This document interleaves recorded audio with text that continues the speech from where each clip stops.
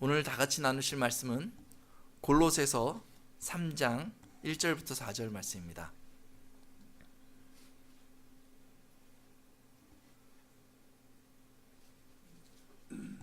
교독할 때 제가 먼저 골로새서 3장 1절 말씀 봉독하겠습니다. 그러므로 너희가 그리스도와 함께 다시 살리심을 받았으면 위의 것을 찾으라. 거기는 그리스도께서 하나님 우편에 앉아 계시느니라. 이는 너희가 죽었고 너희 생명이 그리스도와 함께 하나님 안에 감추어졌음이라.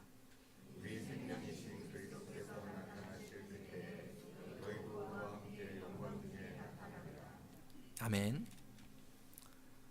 오늘 예수 그리스도 두 번째 시간, 하나님 우편에 계신 예수 그리스도라는 제목으로 하나님 말씀 전할 텐데요. 이 말씀을 가지고 이번 주와 다음 주 두 주에 걸쳐서 우리 말씀을 나누도록 하겠습니다. 저는 평생에 커피를 거의 마시지 않았습니다. 특별한 이유가 있었던 것은 아니고요. 커피를 마시면 몸에 좀 이상 증세들이 좀 나타나서 마시지 않았어요. 그런데 제가 저희 교회에서 사역을 시작하면서 이제 커피를 조금씩 마시기 시작했거든요. 아침에 이제 새벽에 와가지고 있다가 아침이 되면 한 8시쯤 되면 너무 춥고 배가 고픈 거예요. 그래서 요 옆에 아발론에 가서 베이글을 사 먹는데 그때 거기에 커피 향이 얼마나 좋은지 몰라요. 그래서 베이글하고 커피를 사가지고 이렇게 조금씩 마시기 시작했습니다. 4년 전부터 커피를 그렇게 마시기 시작했는데 이게 커피라는 게 참 이상하더라고요. 마시다 보니까요 양이 점점 늘어가요. 예전에는 커피 마시는 분들 보면은 미국에서는 이렇게 큰 잔으로 마시잖아요. 그거 보면서 야, 저 쓴 걸 어떻게 저렇게 큰 잔으로 마실까 싶었거든요. 근데 어느 날 보니까 제 손에 그 큰 잔이 들려 있고요. 또 리필까지 해가지고 마시더라고요. 이 커피를 계속해서 마시다 보니까 처음에는 그 바닐라 향이나 무슨 향이 섞인 커피를 마시게 됐는데 조금 시간이 지나면서 그 향이 섞이지 않은 원두 커피를 자꾸 찾게 되는 거예요. 원두 커피도 종류가 다양하지 않습니까? 그것을 막 마시면서 이 커피를 마시면 더 좋겠다 막 이런 생각이 들기 시작했어요. 그래서 점점 커피의 양이 늘었고 커피를 마시는 횟수가 점점 늘어갔던 거죠. 저도 커피인들의 그 세계에 들어가고 만 것이에요. 그전에 전혀 몰랐거든요. 그런데 작년쯤 되었을 때 한 3년쯤 제가 커피를 마신 다음에 작년쯤 되었는데 갑자기 제 몸에 그 이상 증세들이 나타나기 시작한 거예요. 종종 그 제 몸이요 이렇게 심하게 막 떨리는 거예요. 이렇게 여러분들은 모르셨겠지만은 때로는요 축도할 때 막 팔이 이렇게 떨고 있는 거예요. 그 몸이 막 떠니까 이거 왜 이러냐. 가끔은요 제가 이렇게 막 얘기를 하고 있는데요. 떠시는 분이 계신가요?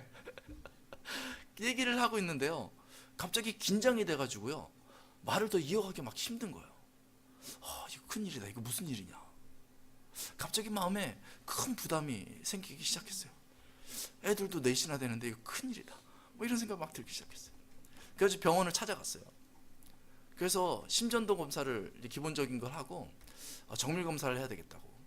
그래가지고 그 트랙에다 올라가가지고 막 달리기 하면서 막 검사하거든요. 막 붙여놓고요. 그 막 심전도 검사까지 했어요. 근데 정상이래요. 그래서 왜 그럴까? 이상하다. 얼굴이 갑자기 뻘개질 때도 있고 막 왜 그럴까 막 고민했거든요. 근데 병원을 딱 갔을 때 저한테 물어보는 몇 가지가 있었어요. 저는요 제 몸에 나쁜 거는 하진 않거든요. 그래서 병원에서 뭐 물어보면요 다 아니요 하고 끝나요. 그래서 술을 마십니까? 아니요. 담배를 피십니까? 아니요. 커피를 마십니까? 딱 마음에 걸리더라고요. 그래 내가 커피를 마시기 시작했지. 그래서요 커피를 그때 멈춰봤어요. 근데 너무 신기한 거예요. 커피를 딱 멈췄더니 몸이 떨리지가 않아요. 커피를 마시지 않으니까요 긴장하는 게 없어졌어요. 참 놀랍지 않습니까? 이제는요 커피를 마시지 않으니까요 더 이상 커피가 반갑지가 않아요.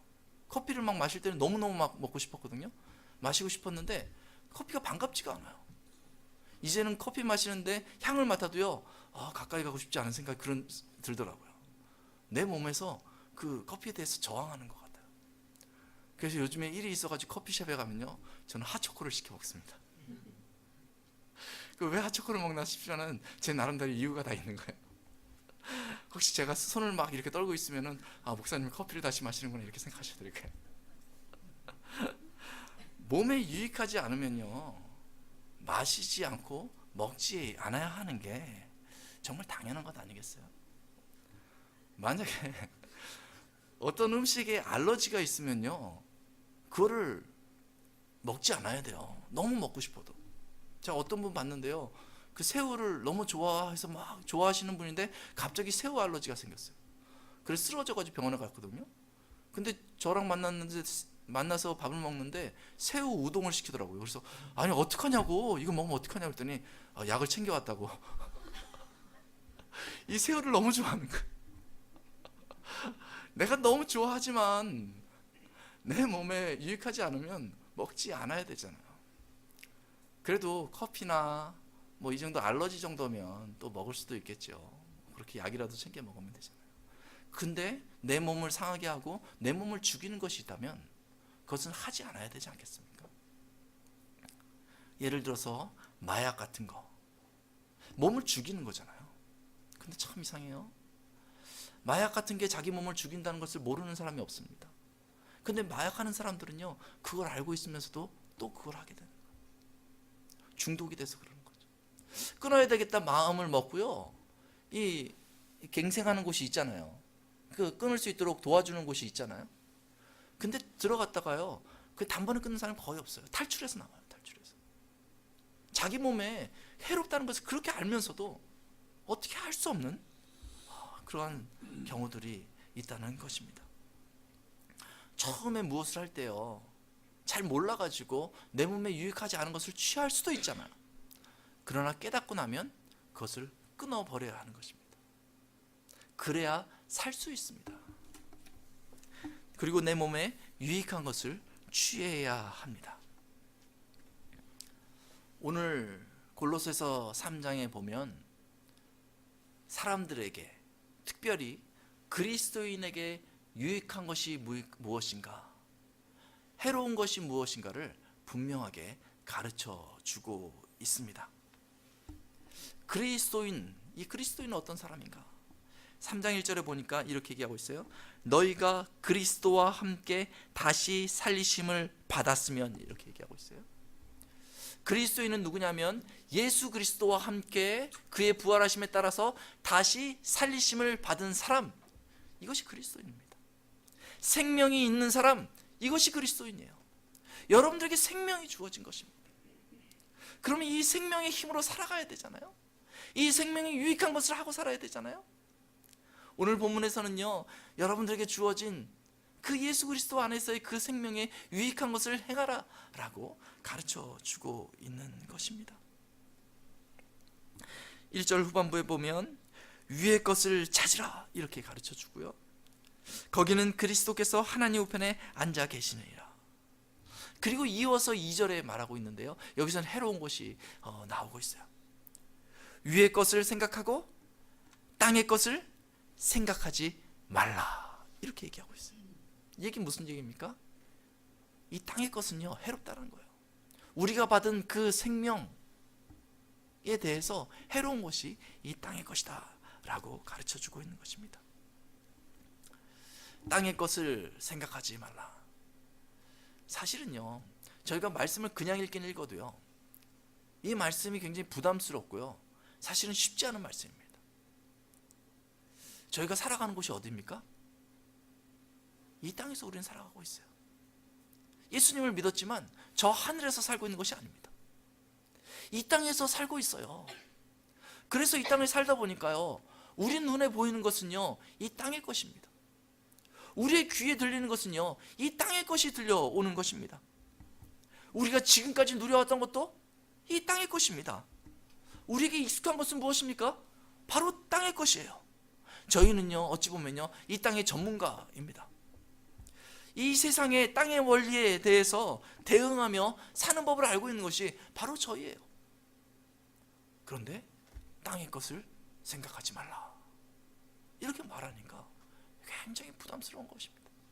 아니면 이것은 추상적인 얘기로 그냥 듣고 흘려버릴 그런 말씀으로 생각할 수도 있습니다.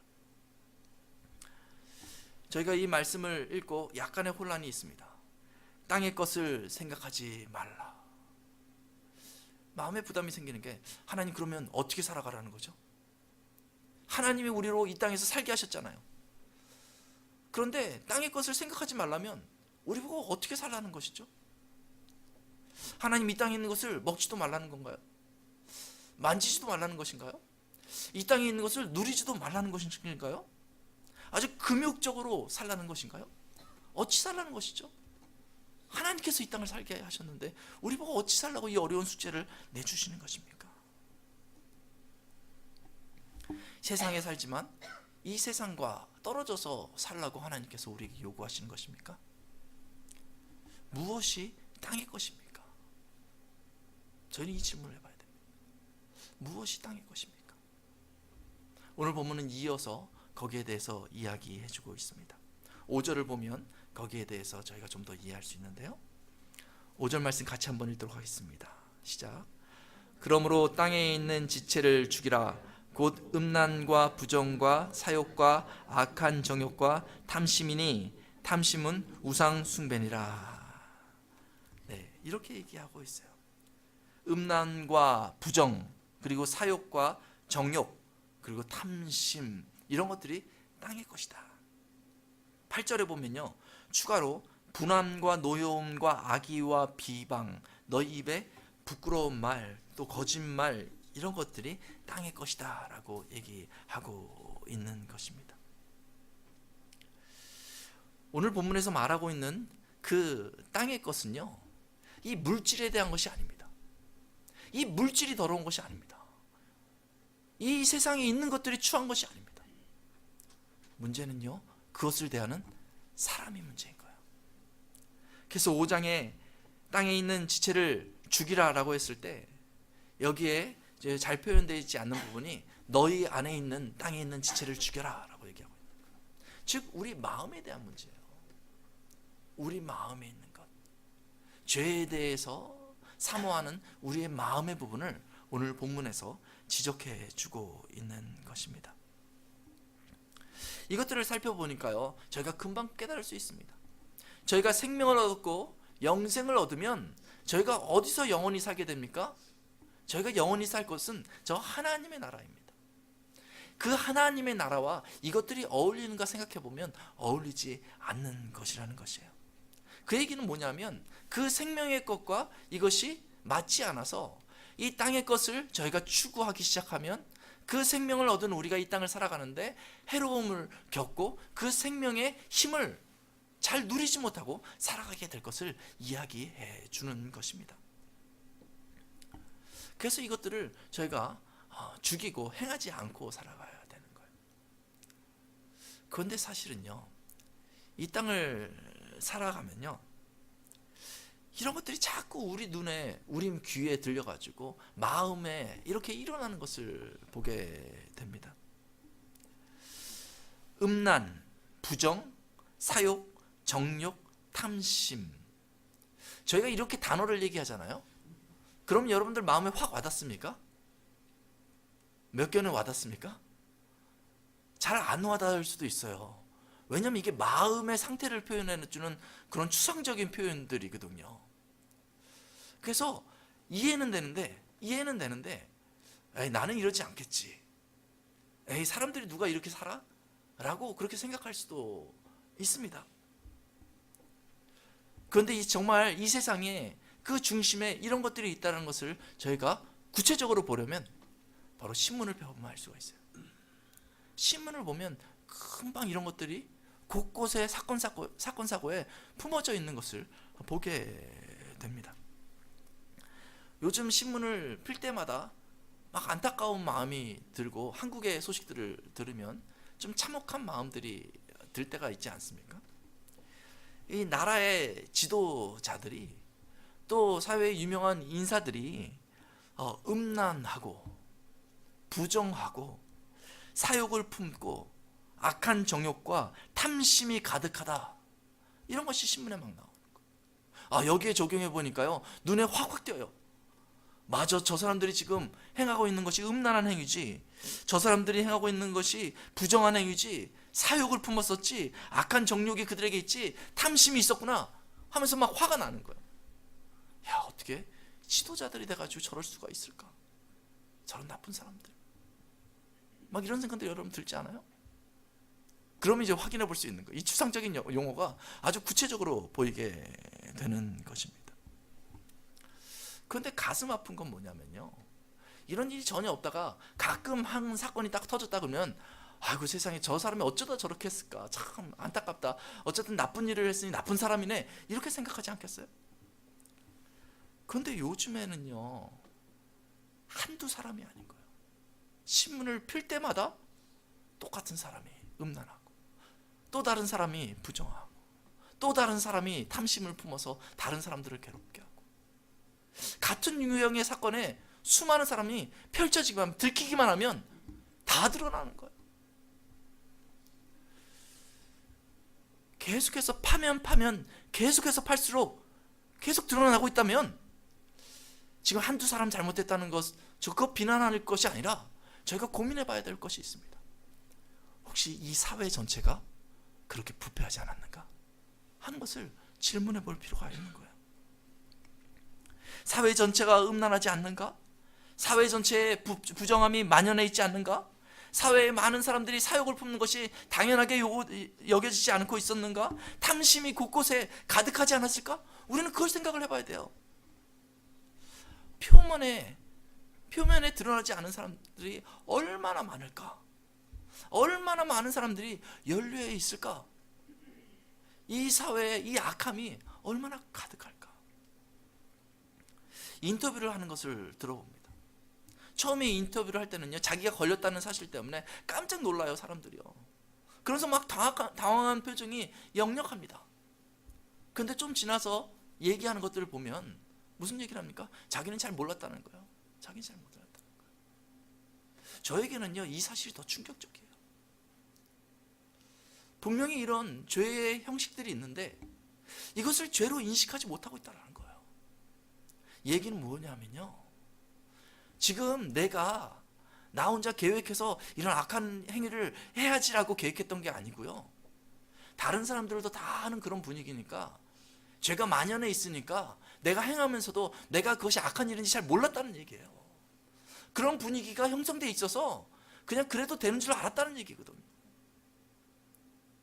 그 얘기를 들으면 참 안타깝습니다. 야, 이 사회가, 이 시대가 정말로 하나님 앞에서 악한 시대가 됐구나. 미디어는 누가 만듭니까? 사람들이 만드는 거잖아요. 글을 쓰는 거잖아요. 그런데 미디어에 나오는 그 드라마라든지 영화라든지 그런 이야기들을 보면은 참 놀라운 게요, 사회에서 이런 일이 벌어졌다고 하면은 강력하게 여기에 저항하는 그 스토리라든지 뭐 이런 게 있어야 되잖아요. 근데 그게 아니에요. 음란을 조장하고요, 부정하고 사욕하는 것이 용납될 것 같고, 정욕과 탐욕을 향하여서 사람들이 나아가는 것이 그냥 묵인되는 것 같이 그렇게 조장하는 그런 미디어들을 또 발견할 수가 있어요. 음란해도 괜찮다, 권력을 위해서는 부정해도 괜찮다, 탐욕은 당연한 것이다, 힘 있는 사람이 사욕을 부리는 것이 뭐가 문제냐, 이런 거예요. 여러분, 멸망당한 소돔과 고모라 때를 한번 기억해 보십시오. 롯의 집에 천사들이, 사람들이 이제 그렇게 방문했어요. 그런데 그 사실을 안 동네 사람들이 막 몰려왔어요. 상관하려고 그 사람들을 내놓아라 이렇게 얘기한 거예요. 남자들을 내놓아라 하면서 다른 남자들이 막 요구한 거예요. 그런데 거기서 너무 충격적인 사건이요, 노소를 막론하고 같이 왔다는 거예요. 어른들이나 어린아이들 할 것 없이 다 그곳에 모였다는 거예요. 무슨 얘기입니까? 우리가 보기에는 야, 이런 일을 할 수가 있을까? 남자가 남자를 공식적인 석상에서 외부에서 온 사람들을 추행하려고 이렇게 할 수가 있을까? 거기에 더 충격인데, 그냥 그 동네에서는 그것이 인정되는, 용납되는 그러한 일이었다는 거예요. 죄가 용인되었던 단적인 예를 보여주고 있습니다. 그래서 이 사회를 바라보면서 어디서부터 어떻게 고쳐가야 할까? 법을 더 강력하게 만들면 고쳐질까? 사실은 그런 의문이 있습니다. 사회라는 범위는 좀 크잖아요. 저는 교회 목사니까요, 이 범위를 좀 줄여보고 싶어요.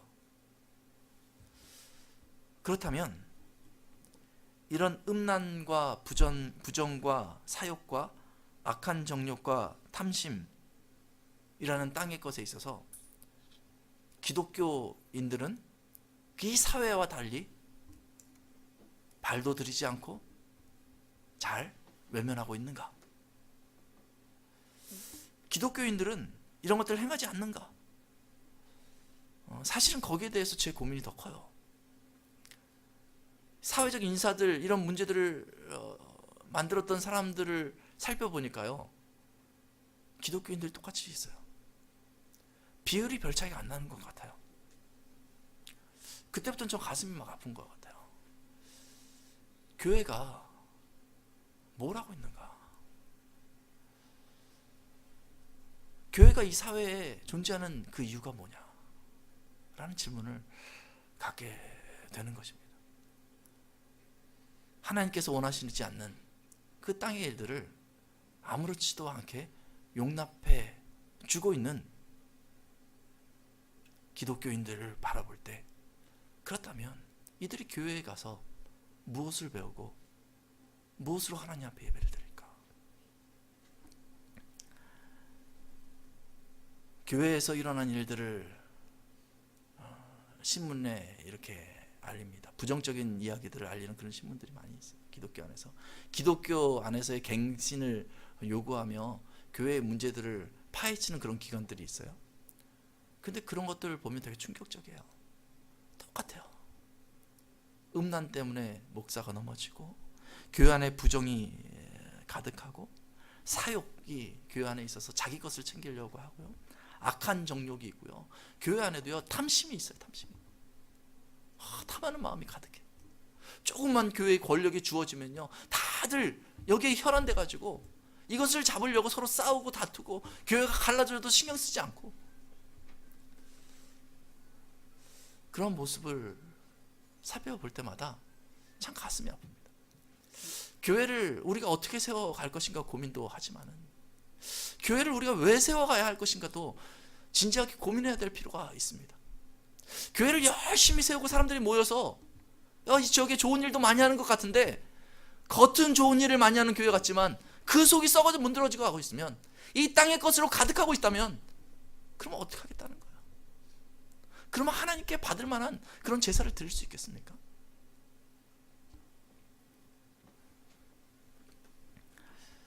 마치 마약으로 자신이 죽어가는 것을 알면서도 자신에게 또 투여하는 그런 사람들처럼, 죄를 향해서 이 교회가 계속해서 나아간다면, 우리 주 예수 그리스도 그 십자가의 보혈로 말미암아 그 주신 그 생명의 능력을 우리가 다 없이 이 땅에서 살아가는 것과 마찬가지로 무력하게 만드는 그 행위를 하고 있다라고 생각해 볼 수 있는 것입니다. 범위를 좀 더 줄여볼까요? 이제 좀 긴장이 되네요.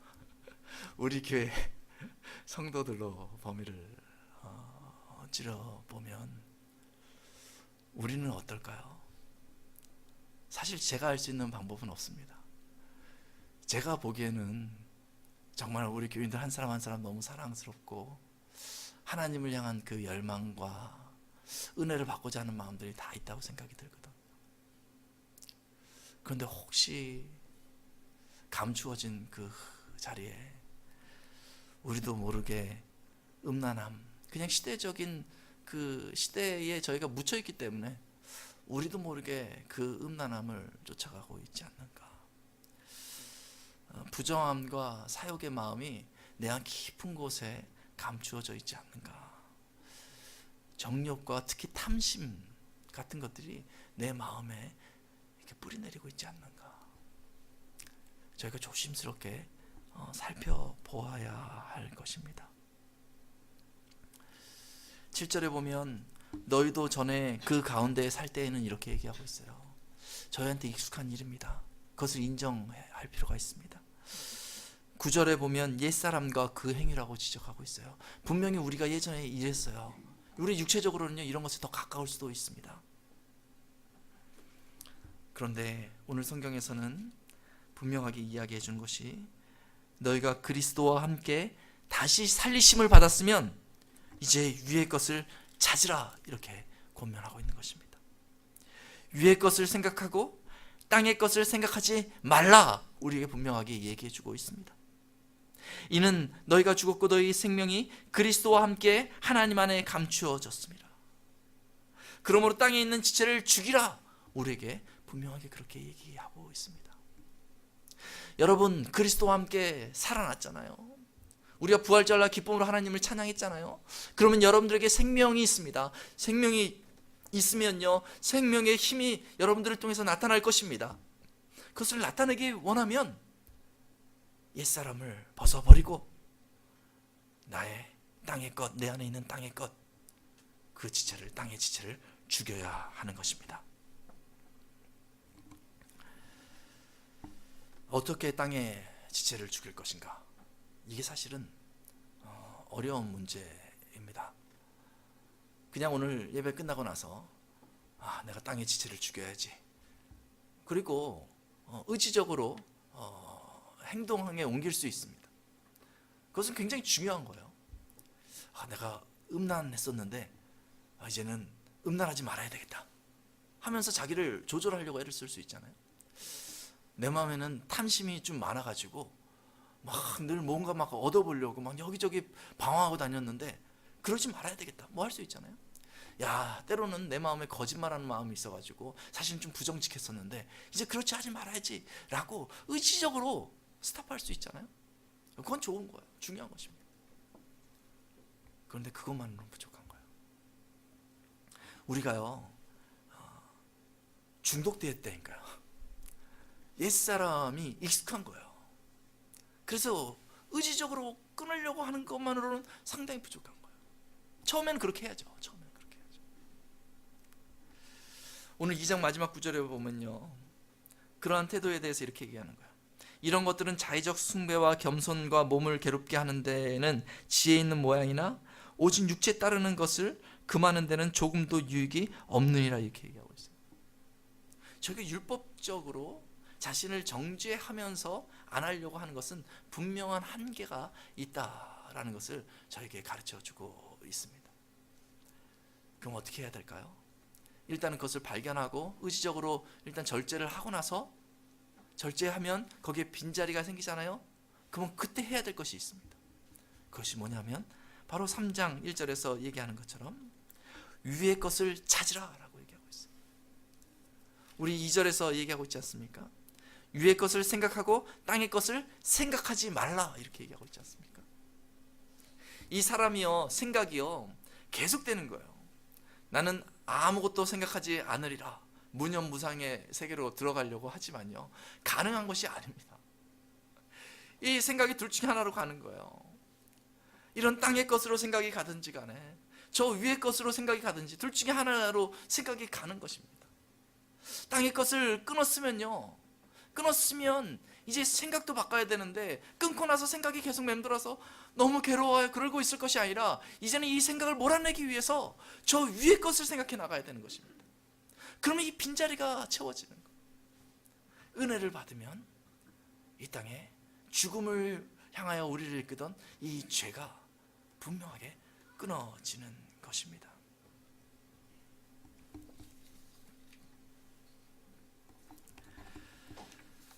오늘 본문의 3장 1절에 보면 거기에 대해서 더 구체적인 이야기를 해주고 있습니다. 그러므로 너희가 그리스도와 함께 다시 살리심을 받았으면 위의 것을 찾으라. 거기는 그리스도께서 하나님 우편에 앉아 계시느니라. 이제 여기로 시선이 옮겨져야 되는 거예요. 위의 것을 찾아라. 그냥 저기 하늘만 바라보지 말고요, 위에 그 하나님을 바라보면서요, 그리고 그 옆에 있는 예수 그리스도를 우리가 바라봐야 하는 것입니다. 그 예수님이 누구십니까? 죄와 사망에서 승리하신 예수님. 하나님이 그 우편에 올리시고 이 세상의 모든 권세를 그 예수님 앞에 허락해 주신 것이에요. 저희가 지난주에 부활절 예배를 드렸잖아요. 그러면 고개를 들고 그 승리하신 예수 그리스도를 바라봐야 하는 거예요. 자꾸 바라봐야 합니다. 내 마음에 꾸물꾸물 뭐 막 솟아오르고 나쁜 생각이 들 것 같으면 얼른 저 하늘을 바라보고 위의 것을 찾아야 하는 것입니다. 위의 것이 무엇이냐는 다음 주에 다룰 건데요, 그 위에 계신 예수 그리스도를 바라봐야 하는 것입니다. 요한일서 2장 1절에서는 이렇게 얘기하고 있어요. 만일 누가 죄를 범하여도 아버지 앞에서 우리에게 대언자가 있으니 곧 의로운 예수 그리스도시라. 얼마나 감사합니까? 아버지 앞에 예수 그리스도가 계신 거예요. 죄를 범하였지라도, 그럼 예수 그리스도 바라보고 딱 끊어버려야죠. 예수 그리스도 바라보면 이제 끊어지는 것입니다. 그러니까 바라봐야 돼요. 예수 그리스도를 바라보면요, 예수 그리스도의 그 십자가가 다시 보여요. 맞아, 그 은혜의 십자가. 그리고 그 안에 있는 하나님의 사랑이 다시 내 마음에 솟아나면요, 이런 죄가 떠나가요. 여러분들 그런 거 있잖아요. 그 내 안에 정말 받은 은혜와 사랑 같은 거, 사람들 관계에서도 막 그런 것들이 가득해지면 어느덧 내 마음에 그 불안과 불평과 막 나쁜 마음 품었던 것이 사라질 그런 것들이 있잖아요. 주님을 바라보면서 그 사랑과 은혜가 막 가득해지면요, 이 땅의 그 탐욕과 내 육체의 습관들을 향했던 내 마음들이요, 나도 모르는 사이에 사라지는 것을 경험하게 되는 거예요. 여러분, 교회 나와서 은혜 가운데 하나님 앞에 예배 드리고 딱 돌아갈 때, 아, 지금까지 내 마음속에 있었던 그 악한 마음들이 싹 사라질 때가 있잖아요. 이와 같은 것입니다. 예수님을 볼 때에 그런 것들이 보이고, 그 예수님이 붙들고 있는 그 하늘의 영광이 보이게 되는 것입니다. 주님께서 그 몸을 내주시고 사신 그 생명을 다시 발견하니까, 이 생명이 이렇게 존귀한 것이구나 라는 것을 발견하니까, 다시 내 생명을 위협하는 마약과 같은 저 죄는요, 쳐다보기도 싫어요. 야, 내가 예전같이 그렇게 살 수 없지. 예전같이 저기 발을 담갔다가 그 마음에 온몸이, 내 영혼이 피폐해지는 그런 삶을 살 수 없지. 이렇게 마음이 바뀌어지게 되는 것입니다. 사랑하는 성도 여러분, 사람은 속일 수 있습니다. 그러나 하나님을 속일 수는 없습니다. 여러분, 음란을 죽이십시오. 부정과 사욕을 죽이십시오. 악한 정욕과 탐심을 죽이십시오. 분한과 노여움과 악의와 비방과 부끄러운 말이 꾸물꾸물 내 안에서 조금이라도 일어나면 그것은 내가 가져야 될 것이 아니라 생각하면서 바로 그 자리에서 멈추고 죽이시기 바랍니다. 그리고 하나님 우편에 앉아 계신 예수 그리스도를 다시 묵상하십시오. 그러면 중보자 되신 예수님이 죄로 인한 사망이 아닌 주의 영광으로 인한 그 생명의 힘과 능력 가운데 여러분들을 이끌어 주실 줄로 믿습니다. 같이 기도하겠습니다.